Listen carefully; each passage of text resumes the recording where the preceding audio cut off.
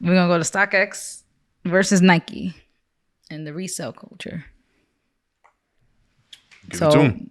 I'm not really sure the full details of this, but I know Nike suing. Go ahead. So Need a businessman. You seen it at work, right? It came right across the terminal. In real time. Yeah, I saw it because I looked for it actually. Oh. Because I saw somebody else screenshot the article on Twitter or something. Oh, how did I see that? Was it was on Instagram. Was the article? Did your company make the article? Yeah, they did. But somebody screenshot it. I'm like, there ain't no way Bloomberg reported on this. But then I looked it up and I was like, oh, okay. Yeah. But they always be reporting on everything. On everything, yeah. Everything business related too. But for context for everyone, so basically the way this whole thing originated is StockX created these digital NFTs for people to have their sneakers in the metaverse, whatever you want to call it, the VR world. The metaverse, are you said? Yeah, I think I can't tell if metaverse is only Facebook or whatever the electronic the world. I don't know. I don't. It's not for me. That's all I'm gonna say. Not for me. So StockX was selling digital goods using Nike's own branding and things like that. So basically they were making profit using logos and things that and designs that they don't own. Mm-hmm. So that's where the lawsuit originated. So from there, as more things start to become introduced and Nike tries to build its case to get StockX out of here, what came up recently was the fact that that Nike employees purchased Nike goods from StockX, and they, over the course of a couple months, were able to identify that StockX was selling fake Nike products as well, which is illegal. Like people that wear fakes in America, they all get them from overseas, where China doesn't care because China cares about the money. There's no regulation. Regulations over there. Yeah. So for context, that's what happened. So the court case between Nike and StockX is continuing, and they're going back and forth. But this was the recent blow to StockX, and it went crazy on social media. That was the thing I wanted to bring up, is because a lot of people obviously were celebrating and reflecting off of the times they've ordered and feel like something was off, or just experiences. And from our perspective, like, you Ben told me about StockX. I never once ordered from StockX. Only thing I used StockX for, honestly, was for the stock aspect of it, to see the price. And even that I stopped, because if I want to see, the way they package it is nice. You can see the trends. Yeah, it's like a real graph. Yeah. But for me, you could get the same thing basically if you just go to GOAT and see GOAT does things it. I have I can guarantee you. Look, if you type in StockX on my thing, you got the little cloud thing.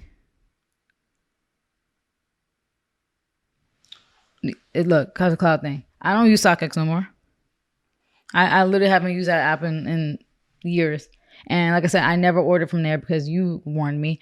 I never even had a desire to order from there. Like, honestly, whenever I order, when obviously I found out about StockX, we were still in college. I didn't have any type of desire to pay for resale back then. I was a broke college student making like $400 a month. I was not spending resale on shoes back then. But then by the time I actually did end up buying my first resale pair was probably post grad, like, I don't even remember. I think maybe to 2019, my first resale pair. I used GOAT. I've only ever ordered or trusted GOAT in Flight Club. And it just goes to show like how on it you are, because you've been saw the red flags. Like, I've been telling people that, like, don't use StockX. Been saying it's so corny, people wearing the StockX tag. Like, you look dumb. You look real dumb. You wear an authentication service tag on your shoe. Like it's a Jumpman. And even the Jumpman tag is corny. Like, take that off too. Like, people are just so whack. But yeah, I been knew what was up with StockX. You been knew literally since the beginning of time, since the beginning of StockX. So I saw this kind of coming. And like you said, the main thing too is Nike never really even co-signed StockX ever. They co-signed GOAT. Did they? Well, you said they did something with GOAT, right? Didn't you say something recently?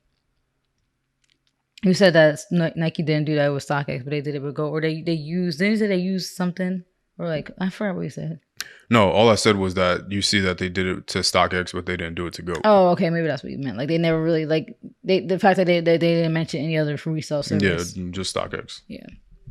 I wonder if anybody would have an issue with Grail. Not really, right? Because Grail is more so it's like a middleman. It's like a third party. Yeah, Grail is just eBay.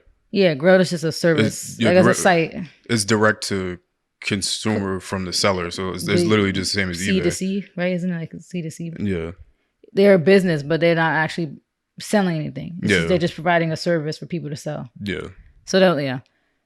Which but Grail does have an authentication system. They do. The thing about Why you laugh at me? business wise is that even if you as a business are not selling counterfeit goods, Yeah. you still are liable. You are liable for the people on your site selling counterfeit goods, even if you're So not how does selling. Grail's authentication service work? Does it work That's the why I same as laughed. Go? That's why I laughed. No, Oh, it because doesn't. it's bad. Isn't it based on pictures? Yes. Yeah, they'd be asking you to upload pictures. I mean, I think I upload something. They were like, "This is fake." Like that Heron Preston shirt that I tried to sell. I'm like, if it's fake, then why did I buy it off this site? I literally brought it off of Grail from someone else, and now I can't sell it. Yeah, they do that all the time. Like literally, I don't even want to tell that story for how much I paid for that hoodie. But basically, I bought a hoodie that was very expensive, like 4 figures expensive. Which one? It was a very old. God, what year was that? 2003. Raf Simons closer, Touched by the Hand of God hoodie. I don't know if I remember. I would know if I saw a picture. And 4 figures. Yeah, and I bought it, and I was like, okay, I'm bored now. So I went to go sell it, but they were like, "Yo, I tried to like put it up there twice, and they were like, nah, this is fake." And I'm like, okay, but why can't I post it if I just bought it from him over here? And then basically, they gotta be careful then. Long story short, I had to send the hoodie back to the guy that I bought it from, and then that was awkward. He had to give me the money back, and it was a lot of money. So I was like, I felt bad. I'm like, hopefully he didn't spend that money already. But yeah, there's a quote unquote authentication service is a joke. Yeah, like you're authenticating based on pictures.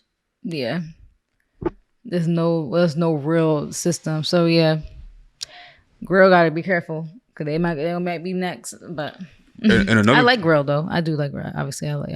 Yeah, all those sites are cool. I'm personally in my own personal growth. I'm getting closer and closer to a point where I'm almost done with the fashion. shoes that you need. We're just clothing, fashion in general. And then when I can't, listen, I cannot wait till that time comes because I'm deleting Grail, I'm deleting Go, I'm deleting all those things. I don't like that you say that though, because I feel like if you really, really are passionate about fashion, you're never done with it. It evolves and it changes, but you're never done with it. Like look at all these old designers who are in their 60s, 70s and still have a love and passion for it. I just think if you really are passionate about fashion and your look and everything, it never goes away. You're always gonna want to look good and feel good and wear. Yeah, and you can, but I don't have to have any of those apps to do that. Then how will you buy archive items? I don't need to buy anymore. Especially if you're buying archive items. There's only a finite amount of things that exist. If I literally, you could go pull up any fashion runway show and see every single item. I did that the other day, and I went down and took down notes on every single item name, and I'm like, okay, I'll probably buy all of these. But eventually, when we're adults, things now will be archived. They would, but the difference between things now and back then is that Maison Margiela stopped designing for Margiela 17 years ago. So the value might not even be up. I don't care about the value. I just talk about the design. No, I'm talking about just the cost that would be to buy it. Just in general, like why buy Jill Sander from somebody else that designed for Jill Sanders? That's just me personally, because I don't. Not that somebody else can't come in and make a good design, even though they didn't create the company itself. But I'm more so along the lines of, I'm not gonna buy this Helmut Lang T-shirt for like the name. Like it doesn't really make sense. Like it makes more sense to me to buy, like if Margiela dropped a hoodie tomorrow, they can make a good hoodie. It's not like the brand is like trash, but it's like I prefer to just buy from the actual designer, because I told you I'm a fan of designers. I'm not a fan of brands. Yeah. Me personally, like I told you, like Gucci is cool, but I only like Tom Ford's designs for Gucci. I don't really like anybody else's iterations of Gucci, so I don't really have any need to ever look for anything else. Like anything from that time period is over. So if I want to go back and reference it, I can always go reference it. But there's anything past that. it would be very difficult for me to get up out my seat for somebody's new designs, because fashion is now so saturated. It's like there's only so many things people could do anyway. But what you can always do is appreciate what the pioneers did. Yeah. Like like I told you, anytime you bring up something, I'm always like, wait, this person did that first. Yeah. This person did that first. This person did that 25 years ago. But those pioneers are probably like 10 right now that are gonna be creating things 10 years from now that you might love 10 years from now. And we'll see. But the problem with that is that as fashion progresses, that becomes way harder to do. It's easy to do with footwear because people weren't even wearing sneakers. Like, yeah, this is a new thing. Like basketball sneakers are like recent. Yeah, in obviously our lifetime. So things haven't been fully explored, but people have been wearing clothes for thousands of years. So there's only so many different iterations of design that you can do. And as maybe, but I mean, they probably said that 20 years ago, and people came up with stuff 10 years ago. You know, I don't know, because we're recycling things even that happened 10 years ago. So it's like, yeah, like people are just chasing their tail, because all those graphic tees and all that got popping in the 90s, and then it just gets recycled over and over and over and over and over again. Now we want to go back to 80s fashion. We want to go back to 70s fashion. Yeah, everything is now just being recycled and reciprocated all over the place. But in each of those individual time periods, they look nothing remotely the same. The 70s don't look anywhere close to the 80s. The 80s doesn't look anywhere close to the 90s. But nowadays, fashion looks everything like all those other things. What we have currently is what about like something Fashion Nova. Like this whole subversive style, like the cutouts. Yeah, I think that's 90s. Yeah, it's 90s, but with a twist of today. Like it's like it being tight, I guess. Well, I don't even know. Yeah, I don't even know if that's new.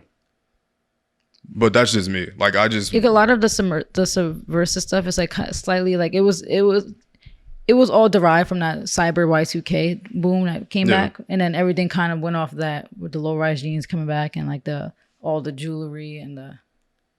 Even people, the way we take our pictures now, everybody wants to film cameras. And I brought one. I'm not going to smack myself, but everybody wants to, zoom into my picture so it's low quality. Like everybody wants that look back from like the 90s. Yeah, but when you look at 90s fashion, you don't see any. It was different. Any influences of 70s fashion. You don't see people wearing big ass bell bottoms in the 90s, and same with like the 80s and 60s and 50s. Yeah.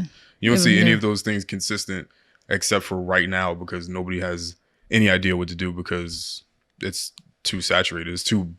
Clothing has become too much of a big global phenomenon with Fashion Nova and all these places where you could get. It's just too accessible. You could get fly for $7. And it loses its appeal when it's too accessible. Yeah. So for me, I prefer to just reference the people that started it all. Like when I was we were in the fabric store and I'm trying to get all these different straps and things like that to make my own custom jacket. It's like, well, who am I really referencing? It's like, this is a specific designer that I'm thinking of. Yeah. So I prefer to have that. And because they no longer design, there's a time period between 1997 and whatever, that these people made these clothes. And then I can look up every single individual one of those items, see what I like, see what I don't like, and then buy that. And then that can be a significant amount of clothes. Yeah, I get that. I just feel like when you're older, you should, still have that same passion for it. Yeah, and I still will, but I just don't need to have Grailed and Goat. Grailed and Goat might not even be there in the future. Yeah, I just don't need those things to do so. Like even on my phone right here, I just have like a list of all these different things. Yeah. So I can screenshot and buy like all these different items. All these different things I want. And then eventually I'll be Gucci. And then that'll be that. Okay. Especially when the people that design the clothes anyway, they don't even wear anything. They wear the same thing every single day, and they be the flyest people. Yeah. But as long as the passion doesn't go away, it doesn't have to be extravagant to be fashionable. Like your fit today was flea, and it was very like. I think it was. All right, I'm not doing this for you. But yeah, any more comments on the StockX and the thing? Yeah, just wanted to talk about like the resale culture and how like I wanted to reference this tweet real quick, and this will be the last thing. But this tweet I made because somebody was saying how shut everything down. He said shut down StockX, Goat, Flight Club, all of it, shut it down, put the shoes back in the store where they're supposed to go. So at face value, that I was like, oh, okay, that tweet seemed like it makes sense, but no, it really doesn't. Like I just want to talk about resale culture because it's like I feel like people have this thing now where it's like they want to point the finger at like StockX and the resellers, and they're the ones that like destroying the sneaker game.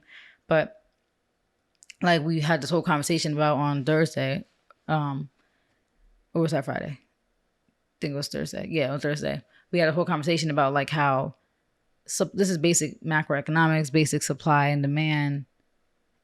That all Nike really needs to do is boost the supply of their shoes, and this whole resale market would have never existed.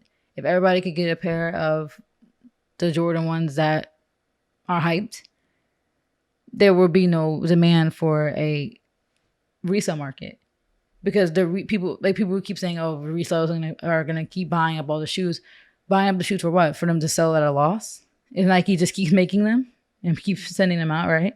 So, in my opinion, in our opinion, really, Nike just needs to. Every shoe company just needs to make their supply high. Whoa. Well, Adidas already has. We're easy. No, I don't think that the companies need to do anything. I think that people need to just stop bitching. But if about everything, yeah, to accomplish what they want to accomplish, the companies would need to do that. But I don't think that they need to do that. I don't think they need to do that either. Like I think people just need to understand this is the game and stop crying and like understand that all the people who really are complaining are these new sneakerheads that came out of the blue who are confused why they can't get into the game really because they feel behind because they can't really get into it because now you have to chalk up the money. Those are the ones really complaining. Everybody else who's kind of a veteran in the sneaker game, we got our rotation solid down already. Like I'm chilling. I got pretty much. I don't even have a desire to buy anything else. I'm good. I just want some Geo baskets. And that's not even hype. Like that shoe stays a stagnant price. I mean, it kind of got some hype. Rick Owens lately got some hype. So the resale for that is kind of fluctuating, but not really. But most people who have their solid rotation aren't complaining. Like it's all you. Like that's the funny part. All these new sneakerheads are the main ones complaining. It's like it's your fault. You guys realize that, right? All you guys came out of the blue. You put down the H&M shoes and the Vans, and now you want to wear Jordans and. You are a part of the problem though. Like the demand went up because of you guys. Like people don't realize. Like somebody said in my mentions, like the sneaker game used to be a subculture. Like Jordans, people who were wearing Jordans, I used to literally be a subculture. Like I remember in high school because I wasn't really a part of that back then because I didn't have money. But there was only a few people in my school who wore Jordans. It was like a select few. Like it really was a subculture. Now you look around, everybody got Jordans. You look like a little preppy white girl is wearing ones. Like what is going on? That's the reason why. Like demand went up and supply has stayed the same. Why she gotta be white? Because that white people love to appropriate and jump on stuff. They love to take the culture and the funny thing is, a lot of black people are blaming the whites, which it is their fault too. It is, but it's like it's new sneakerheads come in all races. They come in all races. Don't try to blame the white people. It's your fault too. You're black, but you wasn't wearing sneakers 2 years ago. You was wearing Vans and you was wearing those shoes from H&M. Let's really be real. But yeah, demand went through the roof in the last 2-3 years. Supply has stayed probably the same. The resale market is, of course, going to take advantage of that. And the resale market is like any other market, like the stock market. It's all contingent on the variables. And if the variables are all these sneakerheads came out the blue and Nike doesn't have a super high quantity, that's what's going to happen. It's not the resellers, individual resellers are setting these prices. It's the market. The market is setting the prices, and the market is set by us. The same way the stock market fluctuates by consumers of this earth, it's the same way the resale market fluctuates because of consumers. That's the funny part. At the end of the day, us individuals have so much power. If we actually came together and did things, we could affect the stock market. We could affect the resale market. But nobody wants to take individual responsibility ever. They just want something to blame. It's the resellers. They're hoarding the shoes. Okay, but the resellers wouldn't have no reason to hoard the shoes if Nike had enough shoes. If all you guys went back to wearing shoes from H&M, from Forever 21, there would be enough for everybody. So, yeah, I made a tweet saying that. I was like, Nike needs to have higher quantities with basic supply and demand. The resale market is controlled by the demand consumers makes and by limited quantities. And we had a discussion too about how Adidas did this and it worked really easy. Like literally, that resale market is very leveled out now. It's very calm. It's normal because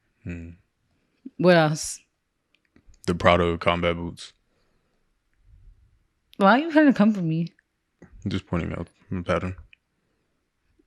First of all, it's the. Thank you No, guys wait, for listen. watching. This has No, been wait. the You know what? Couple of Things This podcast. my criticism of that girl. She got more easy accessible stuff. She was wearing New Balances and Wave Runners. Wave Runners dropped like 4 times. Sis, I'm not impressed. You want to talk about I'm on a culture, girl? Look at my rotation. And I did the math. 72% of my rotation is actually I gotta add those two. Yeah, it's about like 72% of my rotation is retail. Retail. Real sneakerheads know how to cop retail. So don't play with me. You buying stuff on third releases, talking about I'm on the culture. Girl, you not on the culture. You wearing New Balances. You not flea. Only certain people could pull them off. No, New Balances are fine. DC people, DMV people, they be rocking those New Balances. She looked a mess. You want to talk about I'm on the culture. Girl, do you know me? Like, she's like, this is a problem with social media. You're the problem with social media. You think you know my 25 years and 8 months on this planet off of a 250 character tweet. You're a psychopath. So anyway, you was trying to talk crazy about me saying I'm in the culture. Girl, I am in the culture and I'm also educated. I have 2 degrees in accounting. I had to take macro and micro and a few other. I think those are only 2 economic class. You have a whole freaking economics degree. We are providing our education on top of our experience. This nigga right over here, not to call you out your name, has so many freaking shoes.